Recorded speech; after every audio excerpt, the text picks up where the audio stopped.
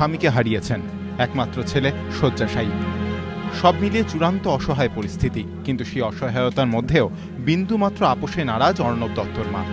দিন রাত ছেলের আরোগ্য কামনার সঙ্গেই তিনি প্রস্তুতি নিচ্ছেন হাসপাতাল কর্তৃপক্ষের বিরুদ্ধে আইনি লড়াইয়ের।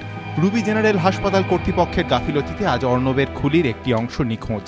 ইতিমধ্যে রুবি হাসপাতাল কর্তৃপক্ষ সেজন্য আর্থিক ক্ষতিপূরণের সাফাইও দিয়েছেন, কিন্তু টাকা দিয়ে কি এই ক্ষতি পূরণ করা সম্ভব? একমাত্র ছেলেকে দিনের পর দিন এই অবস্থায় দেখার যন্ত্রণার উপশম সম্ভব? তাই আর্থিক ক্ষতিপূরণের প্রস্তাব সরাসরি প্রত্যাখ্যান করে দিয়েছেন অর্ণবের মা। টাকা নয়, তিনি শুধু চান ছেলেটা সেরে উঠুক, আবার নিজের পায়ে দাঁড়াক, আবার মা বলে ডাকুক। সেই অনুভূতির সঙ্গে টাকার কি তুলনা? আর যে হাসপাতালের গাফিলতিতে অর্ণবের খুলির অংশটি হারিয়ে গিয়েছে, তাদের বিরুদ্ধে ক্রেতা সুরক্ষা আদালতে যাওয়ার প্রস্তুতি নিচ্ছেন তিনি। মাথার স্কালটাকে ওরা ফেলে দিল, বলেছিল প্রিজার্ভ করবো, ওরা করলো না, ওরা ফেলে দিল।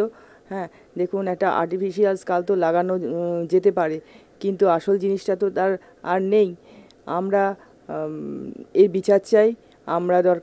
আমরা কনজিউমার ফোরামেও যাব, তবে সবচেয়ে প্রথম আমি চাই আমার ছেলেটা সুস্থ হোক। কিন্তু অর্ণবের সেরে ওঠার সম্ভাবনা কতটা, কতদিনে তা সম্ভব? চিকিৎসকরা বলছেন তা একান্তই নির্ভর করছে চিকিৎসায় অর্ণবের শরীর কতটা সাড়া দিচ্ছে তার উপর। সাবস্টিটিউট আমরা ইউজ করি, কখনো টাইটানিয়াম একটা মেশ তৈরি করি, নাহলে একটা বোন সিমেন্টে যেরকম হাড়ের পরিবর্তে বোন সিমেন্ট দিই, সেটা ইউজ করতে পারি। সেক্ষেত্রে যে সুবিধা হচ্ছে কি কভার হয়ে যাবে হাড়টা। অসুবিধা হচ্ছে কি এটা ফরেন বডি, তো ওখানে একটা ইনফেকশনের চান্স একটু বেশি থাকে, আর অনেক সময় একটু খরচ তো যতটুকুই লাগবে তার খরচ লাগে। এই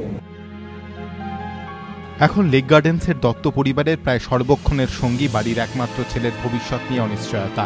যন্ত্রণা বুকে নিয়েও ছেলেকে সেই অনিশ্চয়তার মুখ থেকে ফিরিয়ে আনার জন্যই অবিশ্রাম লড়াই চালাচ্ছেন অর্ণবের মা। অপেক্ষা শুধু সেই দিনের যখন তার স্বপ্ন সত্যি করে আবার অর্ণবের শরীরে ফিরবে প্রাণ, আবার সে নতুন করে শুরু করবে জীবনের পথ চলা। নিমাই পান্ডা, এবিপি আনন্দ, কলকাতা।